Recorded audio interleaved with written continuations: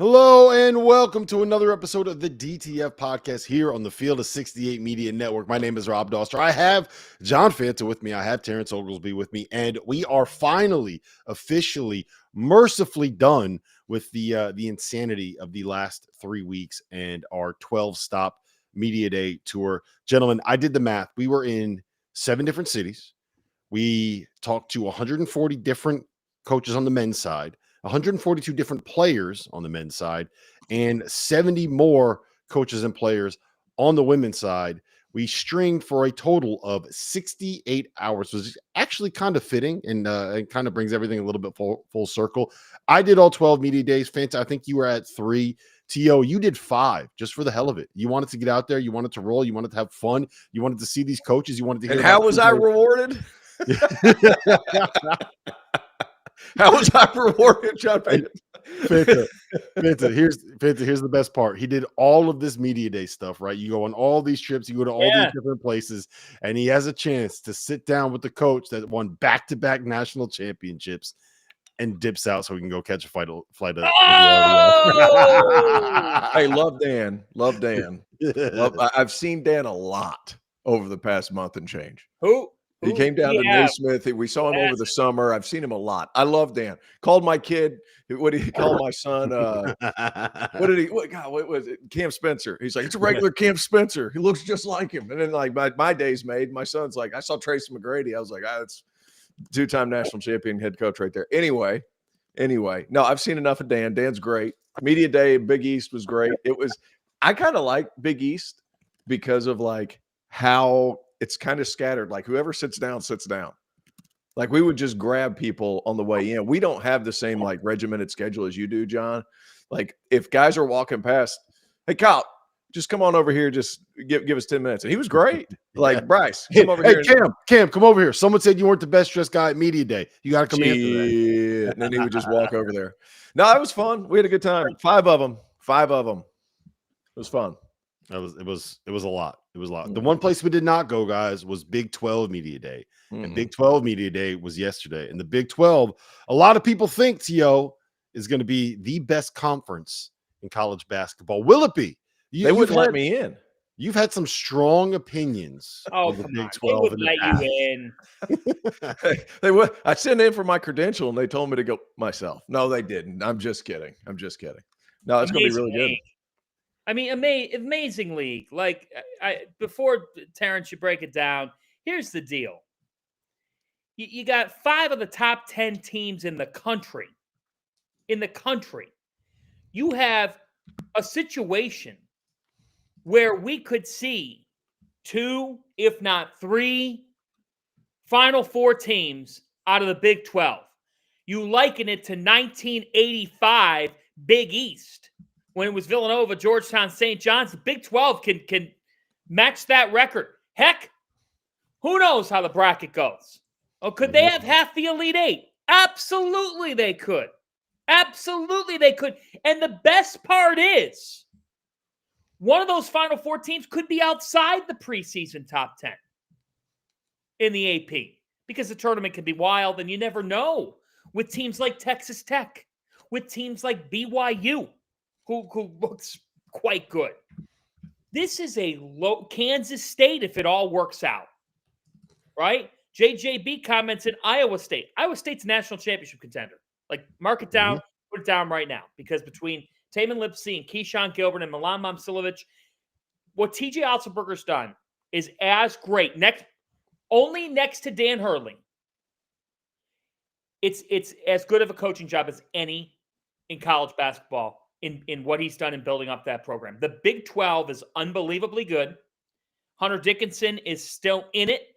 And Kansas wants redemption. And Arizona joins. And Houston's a monster under Kelvin Sampson, who, by the way, made some great Big 12 Media Day comments yesterday. I'm sure both you fellas saw some of those. I love this league. I love what it's about. And you give an immense amount of credit to all the coaches and programs in this league. Because analytically speaking, regular season speaking, on paper, everything speaking, it is the best damn conference in college basketball. And Yes. it's not just top heavy guys. Like we can look at it, and I think it's very easy to kind of circle Kansas, Houston, Baylor, Iowa State, and maybe throw Arizona in that mix. There are probably 4 of the top 6 teams in college basketball in this league. There are 5 of the top 12 teams in college basketball. I think when you add in a Texas Tech, a Cincinnati, a BYU, and a Kansas State, you're looking at like 9 of the top 30 teams in the sport. I think that there's at minimum 9 NCAA tournament bids coming out of this conference. That's insane when you think about it. It's a 16-team league, 9 teams getting in. TO, are they as good as they think that's they where I'm are? at. That's where I'm at. I'm at 9 teams getting in from this league. League's really good, and you look top to bottom. I'll be honest, guys. I've done a Big 12 preview already with I think it was Goodman and John Martin and some of these different guys. I'm just as intrigued with the bottom and what happens there as I am with the top. Like that. Like if you look at UCF, guys, has talent. Now, whether or not they make it through the season or not, completely up in the air. You know, talk about one of the biggest boom or bust rosters in all of college basketball. Benny Williams, Mikey Williams, Dior Johnson. Like they've got talent.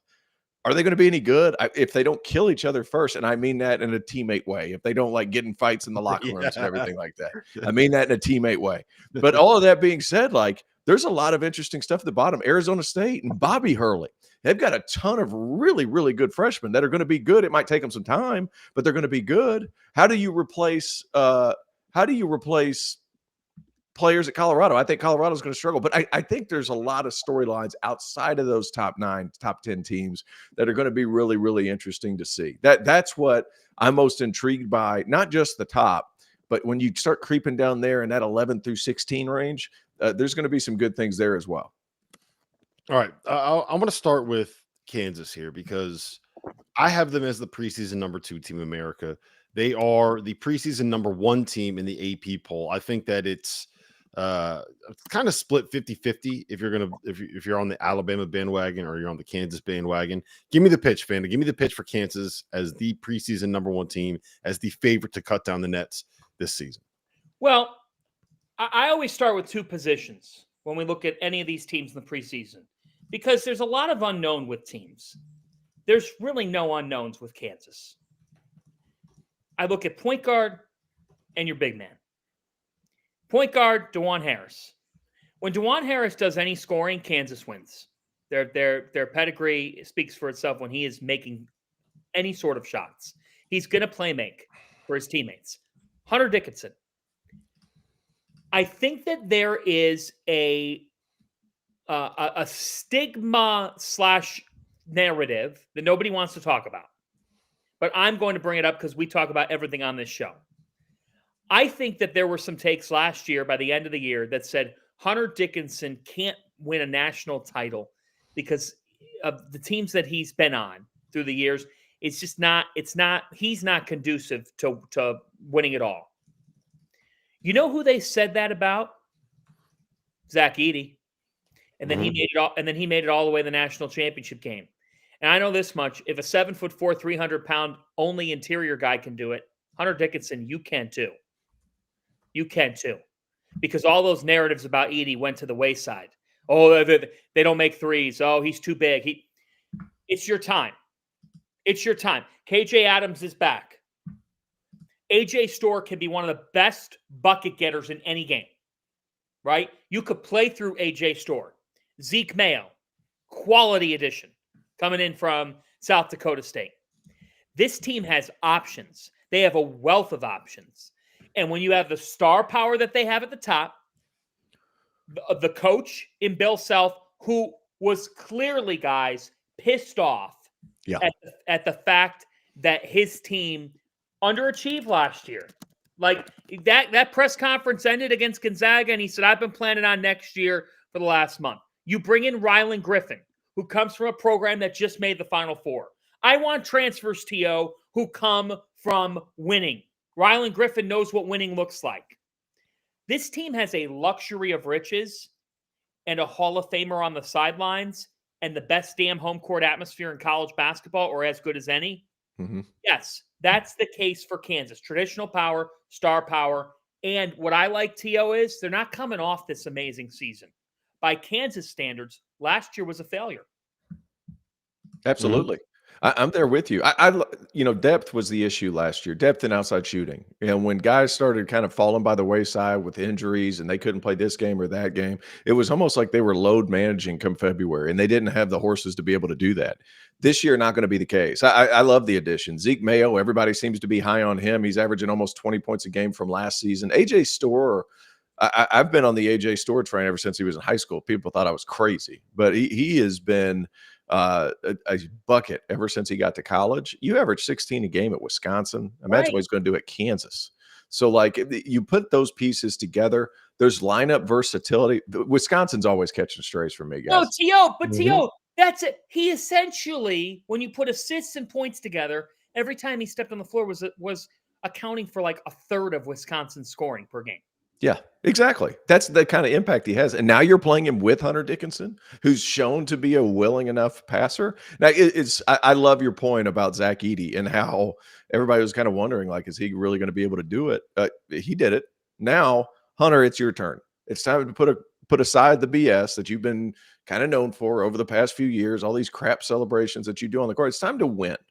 Like, that's the ultimate cool thing. There's a couple of guys you kind of mention that or whisper that around, especially when we're off camera. There's a couple of guys. There's one at Miami too. Like, you do all these other things and it looks all cool and stuff, but do you win? But, like, Rob, Hunter Dickinson needs to be that guy. Rob, is Hunter the most compelling player in the sport? No, not named Cooper Flagg. Yes, Cooper Flagg to me is the most compelling guy, but Hunter is not a big Con Knipple guy. Well, I mean, he's just it's compelling. Like, okay, yeah, yeah. I think he just wanted to say nipple, which is why guilty. However, look at the depth around them. That's the thing I keep coming back to with these guys. It's the depth around those players. Last year, that was the biggest issue. Now, I feel really good about where the team's at. Like, they're going to be so good. It's going to be so good. My point to Rob is I think that Dickinson is very much he's as close to the Edey figure this year as you're going to get. 100%. I think he's the most polarizing. He's got the most to prove. There are people who don't like him. Yeah, like last year, Zach Edey had something to prove because of the fact that he got knocked out in the first round, and because of the fact it was Purdue, and you know, he was heading into his fourth year, and it was 3 straight seasons of losing in the first round to a double-digit seed, right? Or losing to a double-digit seed. He had something to prove. And I think this year, more than anybody else in the sport, Hunter Dickinson has something to prove, right? He's been on the All-American radar since like COVID started. That's how long he's been around and how long he's been doing this. And he's got to prove that, like, he deserves that level of attention, because I think it's fair to say, and I don't know if he would admit this, but I think it's fair to say that, like, he has not quite lived up to, in terms of success on the court with his teams, the level of hype that he's gotten throughout his career. So I think that he does absolutely have something to prove. I think that Kansas is the favorite to win this league. For me, more than anything else, it's the KJ Adams and DeJuan Harris factor, like the leadership, and you got the glue guys that do all the other stuff, and then you got guys that can get you buckets around them, and I think that that's what works. T.O., I want your pitch, though. So if you look at KenPom right now, not only is Kansas not the number one team in the Big 12, Houston is the number one team in the entire country, according to KenPom's preseason projections. And I don't want to have a conversation about whether or not those are things that we should be looking at this point in the season. What I want is your argument about whether or not Houston, let me frame it like this. How come Houston doesn't get more attention for what they do, who they are, and how they win?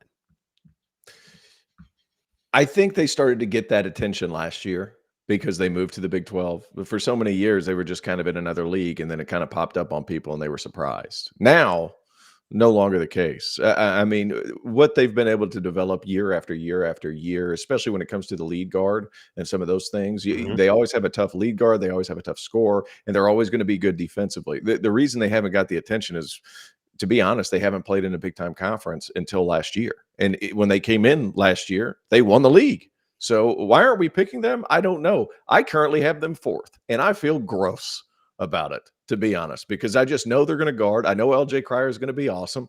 And can you have Milos Uzan come in and be a guy where Kelvin Sampson's always kind of found ways to blend guys in where that's not necessarily their mentality coming in.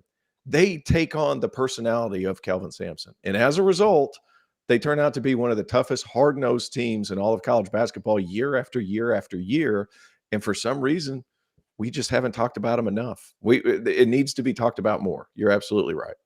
I think the reason why I do not have them personally in the same like kind of conversation for winning the Big 12 and kind of up there. I think I have them behind Iowa State and it doesn't make me feel good either. But losing Jamal Shed, I don't think that you can quantify that like with just. But they lost Marcus Sasser before that. Yeah, but it's before they lost somebody else. Like I don't even know everybody they've lost year after year after year. And everybody's like, God, how are they going to be able to fix it? No, I always get that. Somebody that he just kind of molds and shapes in that beautiful practice facility they have down there in Houston. And they just turn out and be one of the best, toughest dudes. And you're just like, what is happening? Why are they so awesome? And why is this guy so tough? He just finds guys. He just finds guys. The one counter I would say is that we knew Jamal Shed was still there. Did we know that he was going to end up being the best point guard in America? Probably not. But we knew Jamal Shed was still there. This year, he had to go in the portal to go find a guy to replace him. And maybe Milos Uzan will be that guy. Is he going to be that guy this year, though? That's my question, and that's my concern is that, like, if they don't have that guy, the head of the snake, like LJ Cryer's not out there to guard, right? Emmanuel Sharp wasn't out there to guard. He's about to be. Well, that's my question is can Milos Uzan step in and even if he's like 75% of Jamal Shed, I think that's enough for them to be able to kind of be in the mix. But I don't know. You're getting a guy that's been in the league that averaged 9 points and 4.5 assists last year when everyone thought he was going to have his breakout season as a sophomore. Fanta. Heard some rumors that Emmanuel Sharp is going to be a dude, an absolute dude. Yeah, I've heard the same from Kelvin. Just having gone down there over the summer for the TBT event that they were a part of. So when we talked, you know, he was very bullish on Emmanuel Sharp and what Emmanuel's going to be. Milos Uzan was kind of in the process of figuring everything out. This is a different level.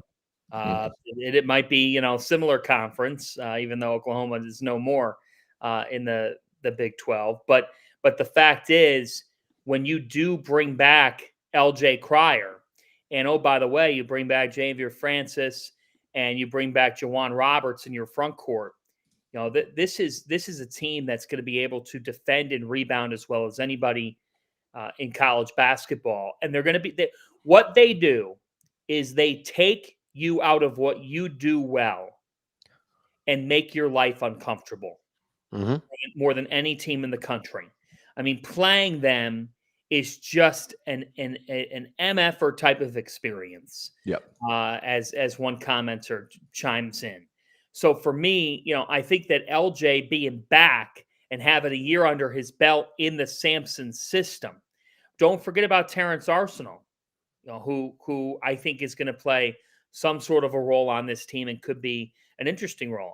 Joseph, I hope he's healthy, man. Coming off the Achilles, those ones are always tough. I hope so too. I think the thing is, you know, you look at this team and analytically, when you say they're number one, we should never be surprised again when they're in that category.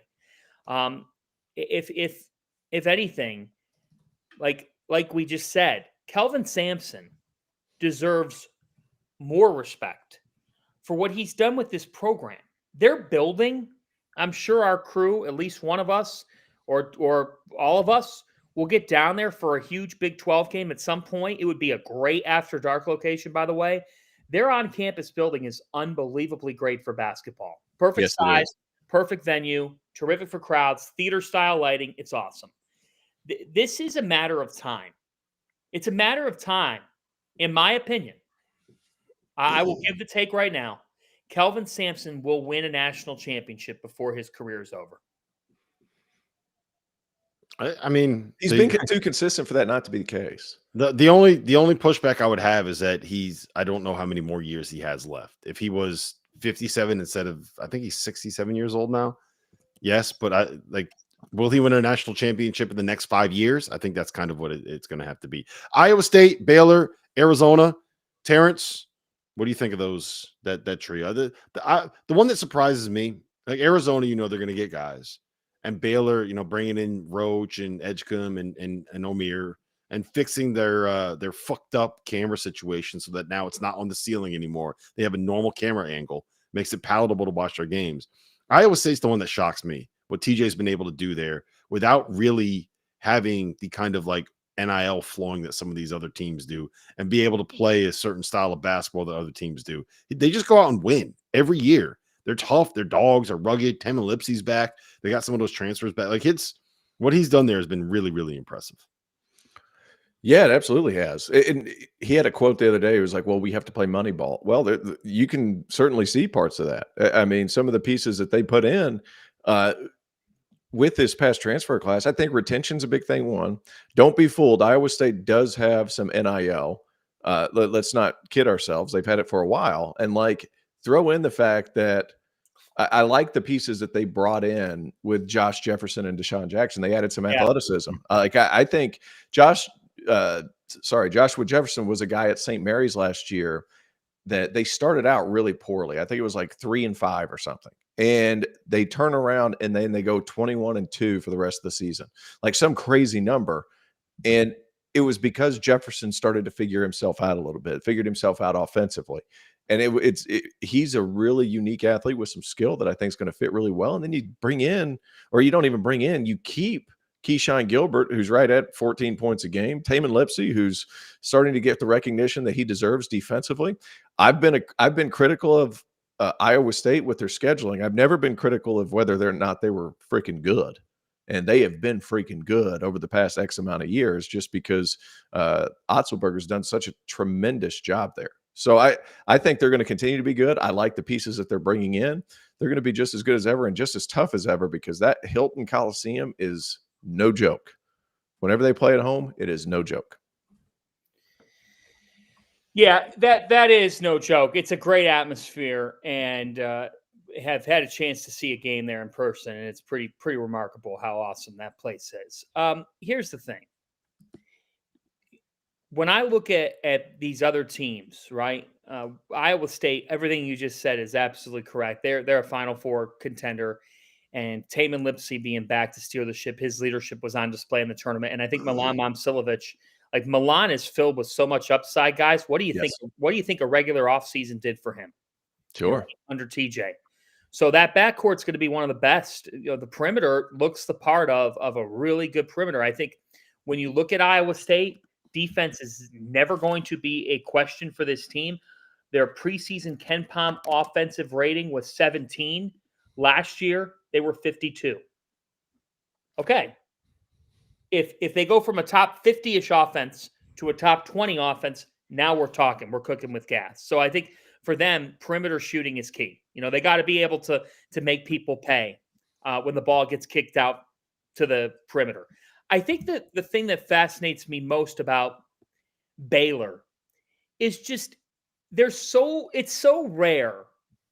When have we ever talked about a high-impact Duke player transferring elsewhere to a program that's not like okay or good? Baylor's expectations are great.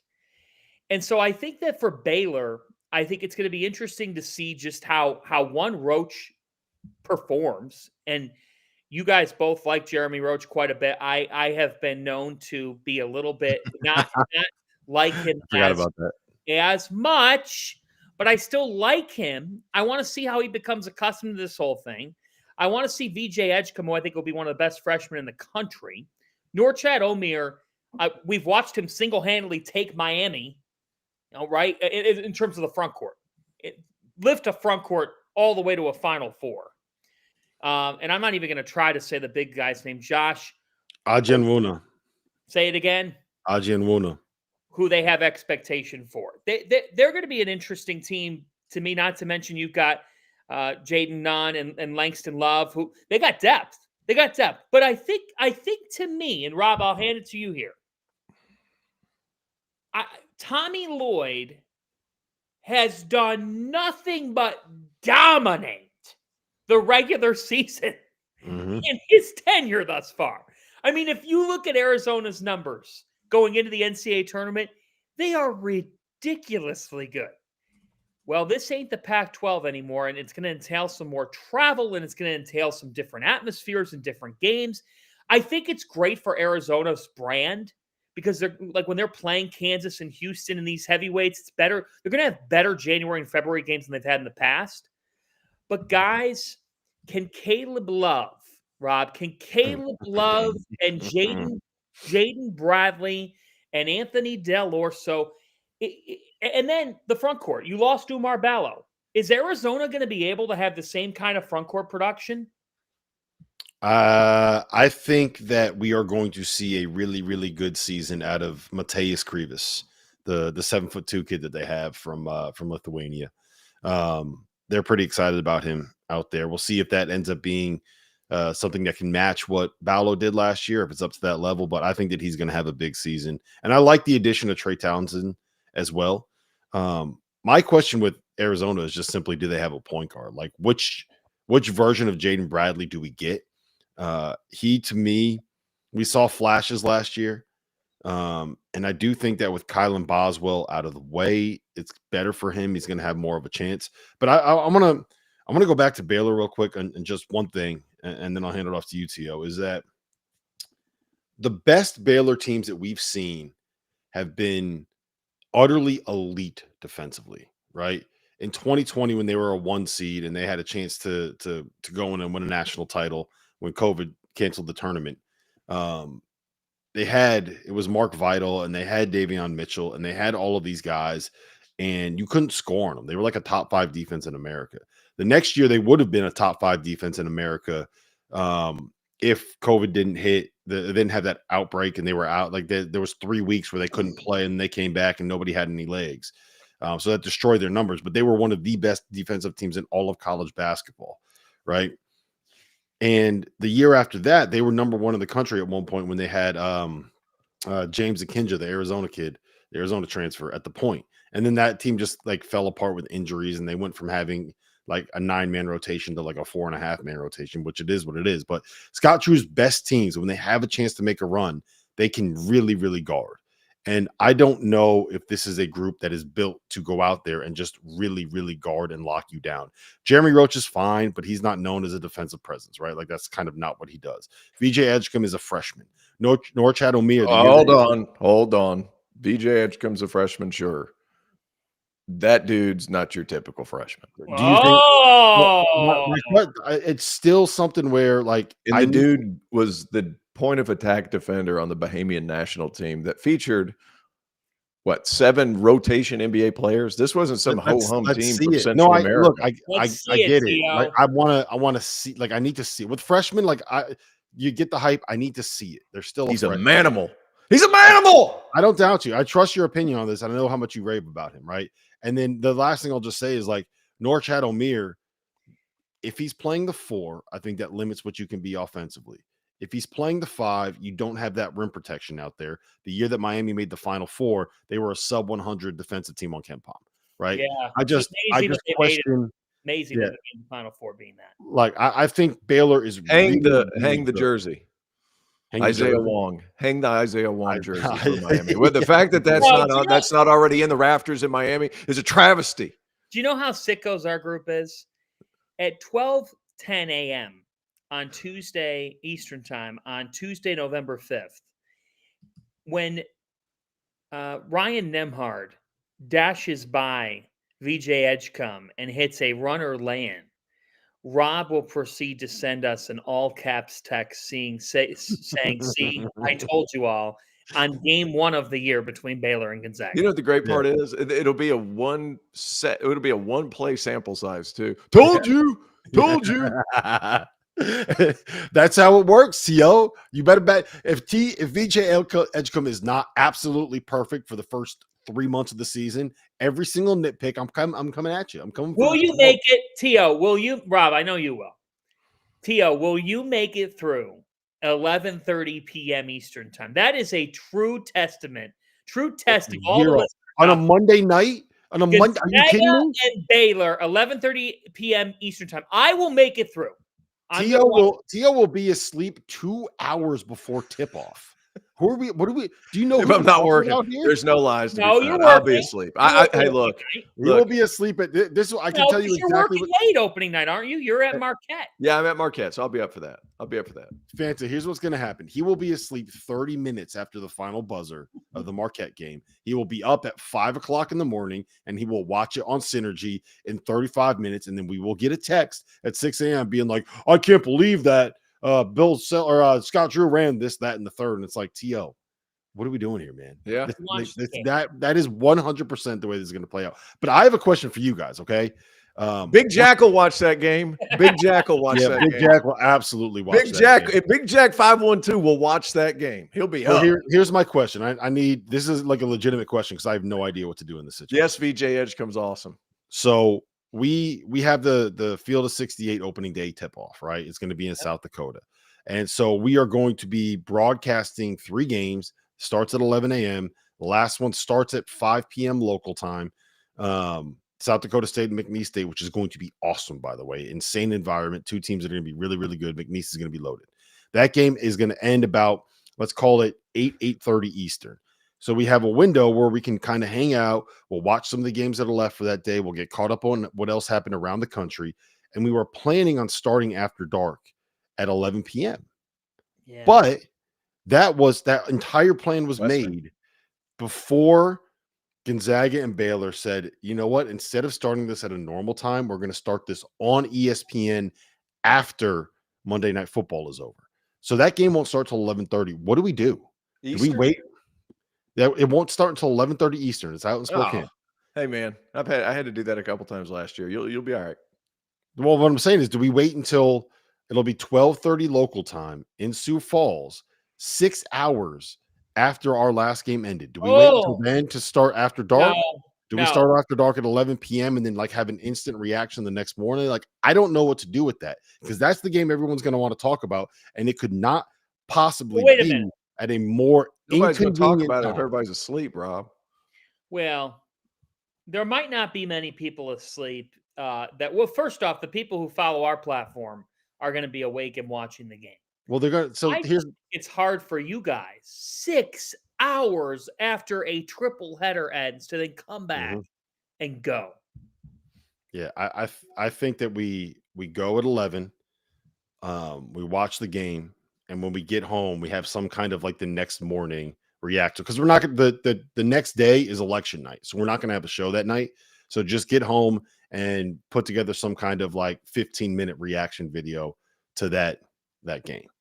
I think that's what you have to do. Because even if you stay up, even if you're on the West Coast, right, and you stay up till the end of that game, you're probably not going to watch another hour afterwards of college basketball breakdown, right? You're probably just going to watch that game and then get ready to go to sleep. Yes. That's what I would do. Yes, listeners, contrary to what you want, you will not hear from all of our crazy characters on election night. Yes. Yes. You don't want a Goodman breakdown? Nope, I'm all right. Nobody wants a Goodman presidential elect breakdown. Thank you, but Sean Paul could be Steve Kornacki. My sources are telling me that the districts reporting in Wisconsin right now are leaning heavily towards Jill Stein. All right. So Cincinnati. Is going to be fun. Yeah, what do you think? So this is a big year. He's got before we go to those next we got those top 5 teams. Give me those top 5 teams in order, right? I think we all agree that there's a top 5 in the Big 12, right? Fanta, give me those top 5 teams in order. Kansas, Houston, Iowa State, Baylor, Arizona. Kansas, Iowa State, Baylor, Houston, Arizona. Okay. Wow, you're putting Houston fourth? I know. I feel gross. I'm telling you, it doesn't feel good.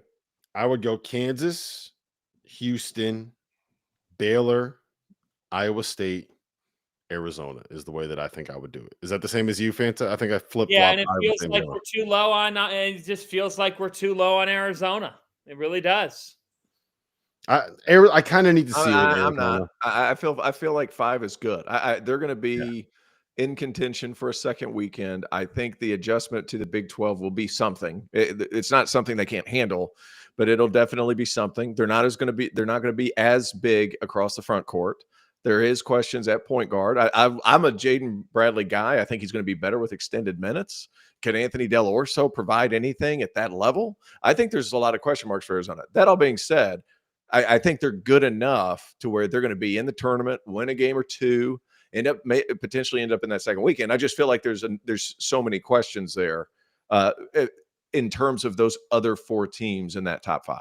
Yeah, they have the way that I kind of phrase it in my head is they have enough there to know that the floor is relatively high, but and if they're going to be like a top 5-ish kind of team in America, they need a big jump from Jaden Bradley. They need a big jump from KJ Lewis. They need a big jump from Mateus Krivas.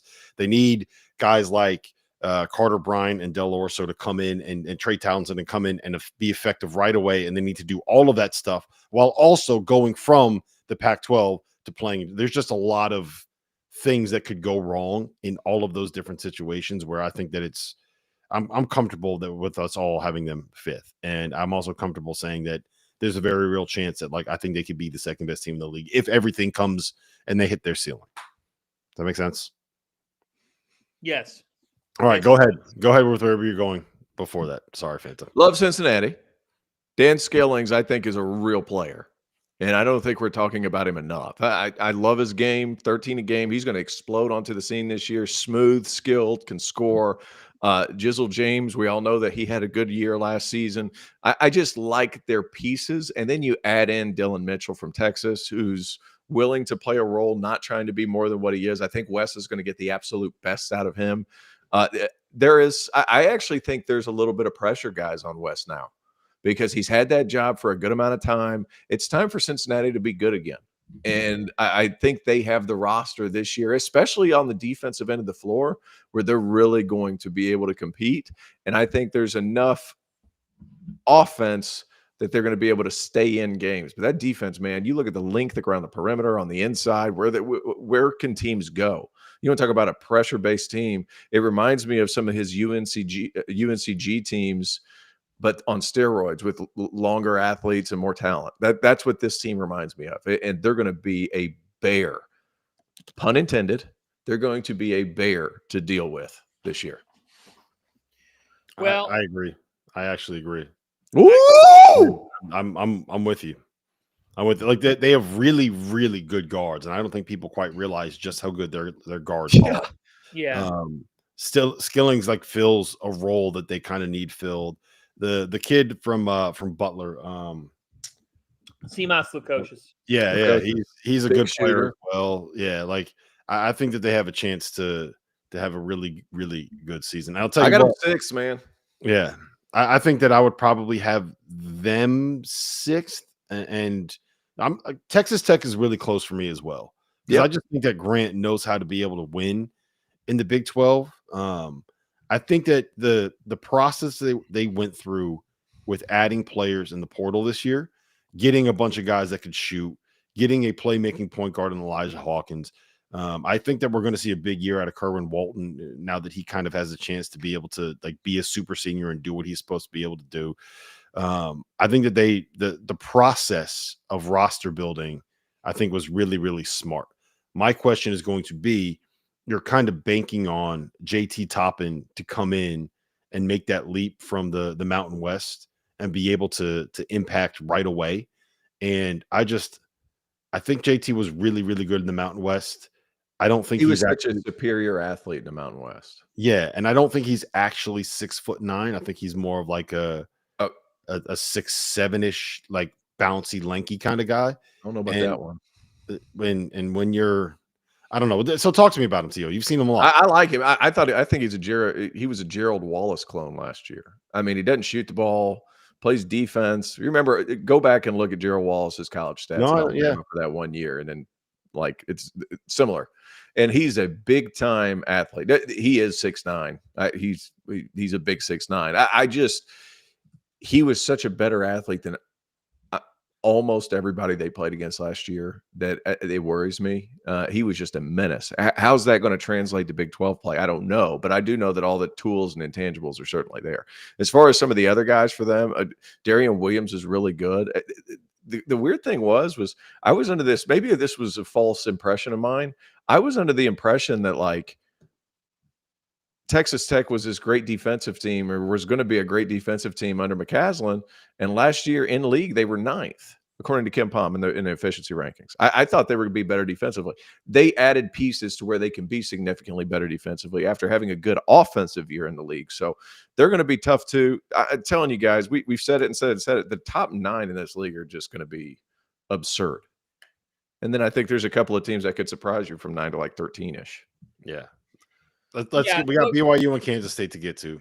Fanta. Right, and we can get to them right now. I mean, here's the thing. One quick thing on Texas Tech. I think that they are a Final Four sleeper, and we said that on You did. You picked them. Yeah, they're my bold pick, and that's because Elijah Hawkins is going to be as good as any assists man in the country. He could lead the country in assists.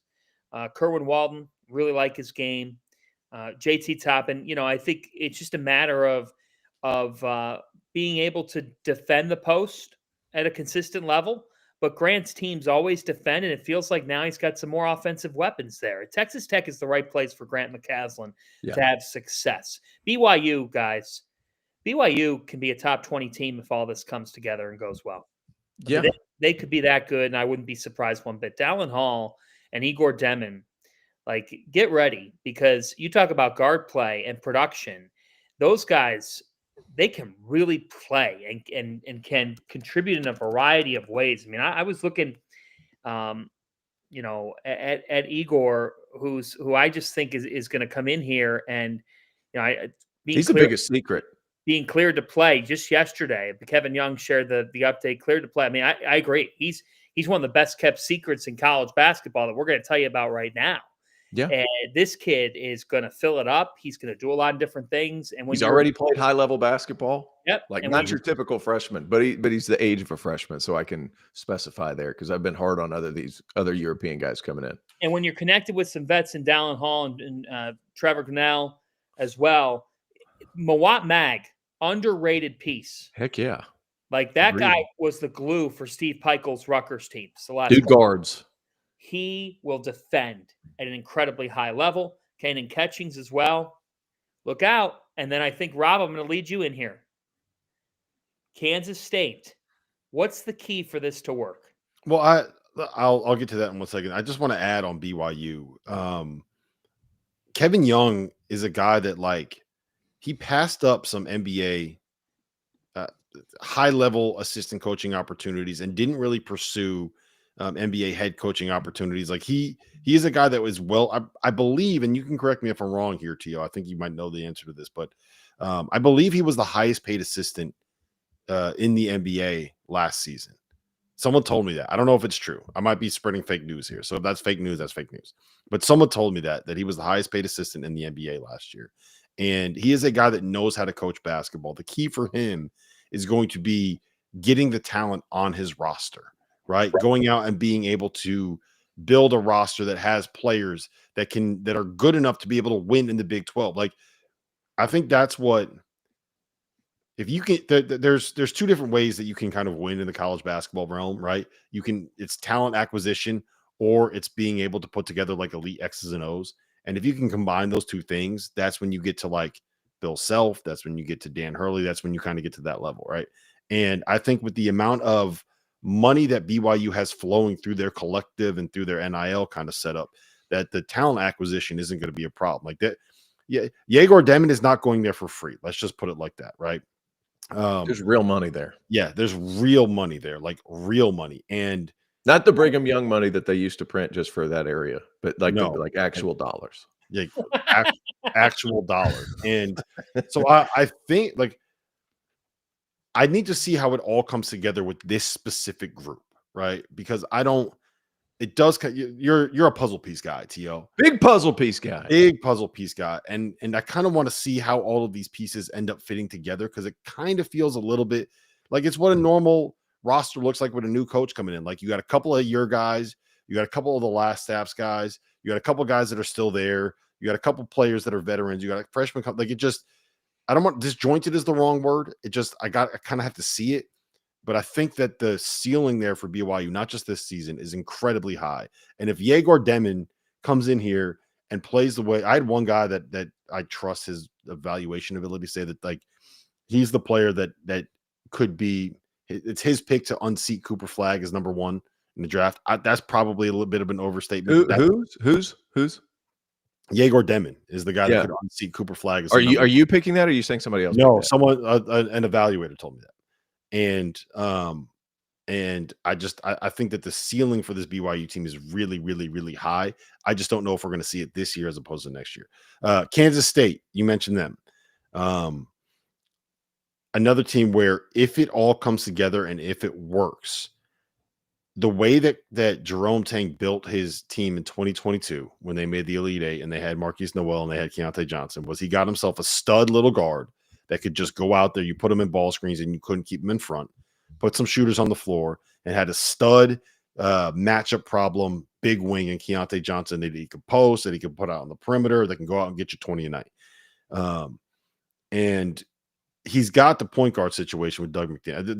They've been really impressed with Doug McDaniel. I think that he's going to come out here and be really good. I don't know about the other spot. Coleman Hawkins has taken a little bit of time to adjust, and I think that he will be able to get there. But again, you spend 4 years playing for Brad Underwood, and then you go and you play for Jerome Tang. Like, the verbiage is going to be different. The style of play is going to be different. The expectations of practice are going to be different. The language that is going to be used there is different. The culture around the program is different. You go from a guy that was a Bob Huggins underling to a guy that like comes from the culture of joy at Baylor. Like, it's a very, very different environment. And I think that we're kind of when I was there in September, you were kind of starting to see Coleman get to the point that he needed to be. So we'll see what that ends up being once the season starts. But the ceiling's there with Kansas State, man. Like, I'm in on them. I think that they have Final Four potential if it all kind of comes together. Wow. One sleeper for you, Max Jones.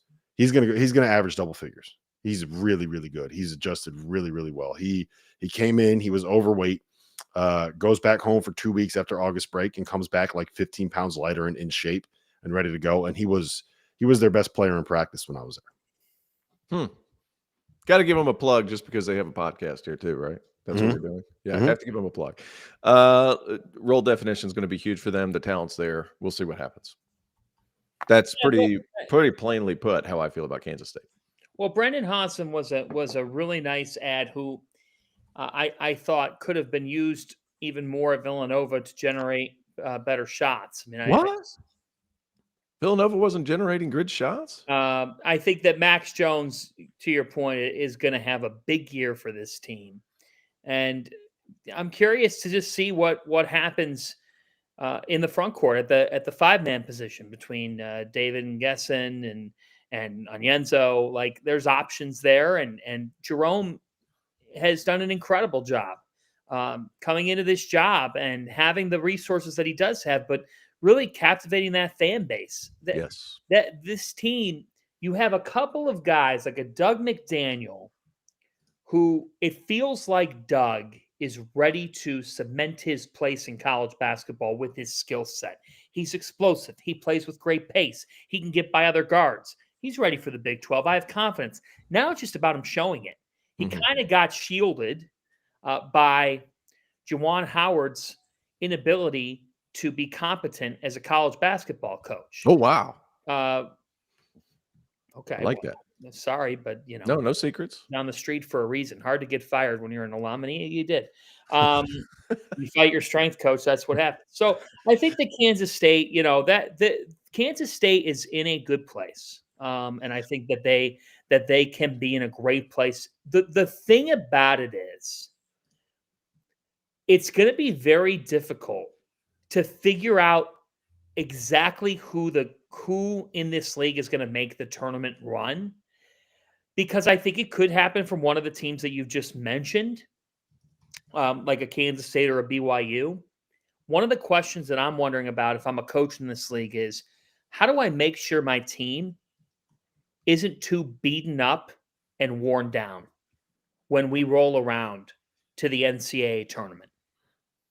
Yeah, that's a tough part of it. Like, is this kind of like SEC football argument? We beat each other up all year. Is that kind of where we're at right now? A little bit of that, yeah. A little bit. Yeah, there is a little bit of that. Yeah, I'm with it. I'm not speaking negatively. It kind of is what it is in this league. Like, the only thing I would say to that though, T.O., I feel like just means more.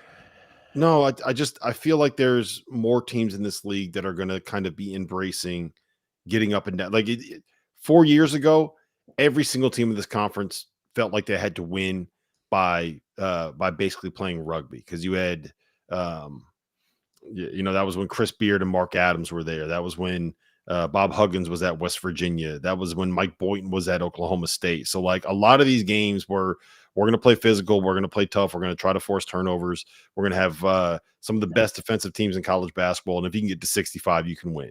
And I think if you look at it now, Kevin Smith is going to play a more open brand of basketball. I think that Jerome Tang wants to get out and spread the floor. You don't have the same defensive team at Baylor.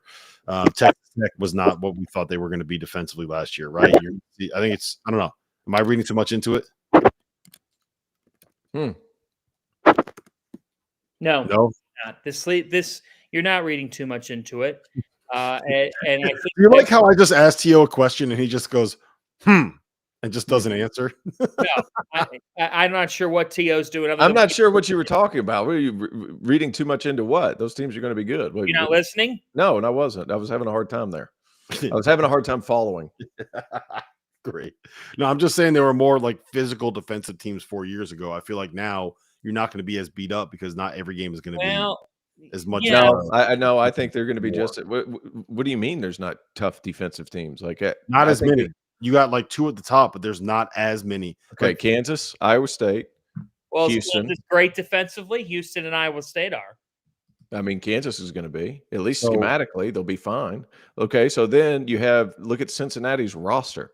Look at the pieces that Texas Tech put together on that end of the floor. Right? Is Kansas State going to have all those guys? Are they going to want to guard? BYU, I think schematically they're going to be good. Like West Virginia has guys. Arizona State has always tried to play physical. Like I would agree, kinda. I think I would agree, kinda. The defense is still there. They're just not. I got T.O. saying I agree, kinda, with one of my takes. Yeah, that's a win. That's where you got to go. That's where you got to go. That's a win. No, I think that the national champion, though, no reason why it can't come from this league. We'll see. I feel like we've said that about like all these big time conferences. Like UConn could win it. Yeah, no. There's a couple teams in the ACC that have a chance to win it. There are a couple teams in the SEC that have a chance to win it. Big 10, no, but Big 12, yeah. But I'm saying by sheer option. Well, and guess what? Our Big 10 preview is next week. Yeah, there's your preview. No. Okay. All right, so we got about 5 minutes before we're going to get out of here. TCU, Arizona State, Utah, West Virginia, Colorado, UCF, Oklahoma State. You got to pick one of them to be able to make a run and make the tournament, T.O. Who you got? You got to pick one of them. Out of TCU, so go through the line. TCU, Arizona State, Utah, West Virginia, Colorado, UCF, Oklahoma State. The biggest boomer bust team in the country might be UCF. Dude, they have talent. How that's going to work all together, I don't know. I'm guessing no. I've heard some things coming out of that camp that haven't been promising, but the talent's there. If I had to pick one, and I'm sitting here, I'm re-looking at all the rosters and everything that we have. Oklahoma State, Steve Lutz, Steve Lutz, excuse me. Like, he's always won everywhere he's been. Throw in the fact that he has some scoring. He added some underrated additions. He brought Brandon Newman with him, who I think is a pretty good player. Bryce Thompson comes back for however many years. I think they're going to be a tough out because he's going to be able to coach them up. Do they have the talent of the other teams in the top 10? No, but I think they could be they could be kind of one of the surprises to make it. But West Virginia, I'm right there with them too. I'm with West Virginia too. I was kind of looking at the bottom of the barrel in my rankings, but I have West Virginia at 10. Like Tucker DeVries, Jaden Stone, who was a good player. They have guys there, and Joseph Yesif, who follows, he goes back, and now he's back for a coach where he had success. And then Amani Hansberry, who was at Illinois last year, kind of got behind Coleman Hawkins. I loved him coming out of high school. I thought he was just a rugged, tough sucker. He's going to be good at West Virginia. I think West Virginia could very much be in the mix. Yeah, let's put some respect on Javon Small's name too. Yeah. I will. Tucker DeVries is going to average like 18 a game. Javon Small is going to be 15, 4, and 4. And then you're going to have enough role players around him. I honestly think that they are closer to that top 9 than they are to the other 6 teams in the conference. So I'm with you. West Virginia, Mountaineers. Yeah, I'm going to say Arizona State. BJ Freeman averaged 21 a game last year at Milwaukee, and he's going to come in here, and I think he's going to have a really good season for them. You bring in Joe Sanon, who I think is going to have a big season for them as well on the perimeter. Is going to be a guy that scores at a high level. I've watched him a little bit previously and really like him. I think Alston Mason's going to be a key in how he steers the ship for this team. But Jaden Quaidens, guys, Jaden Quaidens can play. Now it's just about Bobby Hurley. Super young. Yeah, now it's just about Bobby Hurley being able to get the best out of him. But you got a bunch of transfers who scored. So Arizona State to me is feisty, but we haven't mentioned TCU. Yeah. And J.B. Dixon, like if I could bet on a coach finding a way to the tournament in the middle or the back of the league, it's TCU. Trezarian White comes over from UNCW. That kid is a stud.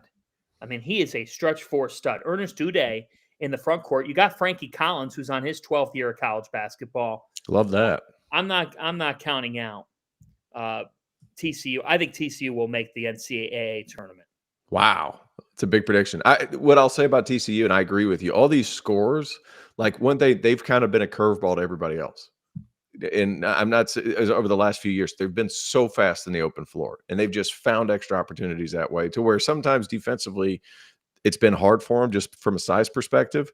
This year, I mean, load up with all these scores and we're going to pick and place and see where we can get them to be good. Yeah, you got Noah Reynolds, who averaged 20 a game last year too. Like exactly. Him and Trezarian White. Trezarian White single-handedly won a game in Lexington last year. Mm-hmm. No doubt. No doubt. I'm with you. I'm with you. I think they could be good. Everybody's going to be tough. It's just a matter of, like, with that bottom, who's able to differentiate themselves. But I feel like TCU, with their style of play, how fast they're going to play, they're going to be able to surprise some people. Yep. It all comes down to the non-conference, as we've said a bajillion times.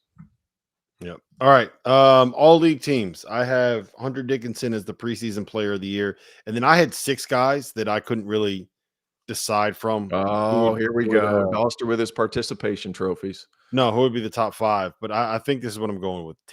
Tamin Lipsey, LJ Cryer, Norchad O'Meara, and Caleb Love. I really wanted to get Juwan Roberts on there, but I think I would go with Caleb Love just to make sure there's already another Houston guy on there. So, yeah, I went Dickinson as player of the year, Lipsey, Edgecombe, Caleb Love, LJ Cryer, Tucker DeVries on the second team, Darian Williams on the second team, Dan Skillings, AJ Storr, and Jeremy Roach. Let's see here. Caleb Love, Tamin Lipsey. It's a 5-man team here. Hunter Dickinson is 3. Tucker DeVries, I'm going to put on there, and LJ Cryer.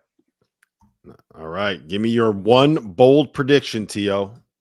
I had this the other day. It was, I think West Virginia makes the NCAA tournament as a 10 coming in. Like we said everybody can make it. I feel like West Virginia will make it. Not only, I think I have them at 10 slated there now. It wouldn't surprise me if they ended up top 5 in the league. West Virginia. Interesting. Yes. I'm going to go with one of that group of 4 that we talked about: Texas Tech, Cincinnati, BYU, Kansas State, finding a way to make it to the Elite 8.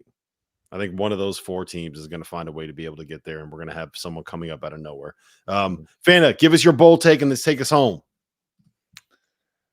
By season's end, JT Toppin is an all Big 12 first-team selection, and Texas Tech is in San Antonio. Wow, that's big time. Mm-hmm. Big time. Cut. We gotta go. We gotta run. Tio's got to get his kids off the bus. Fanta's got to get to Connecticut. This has been a blast, guys. Yeah, Husky Ticket Project again tonight. Hey, remember, Field of 68 After Dark every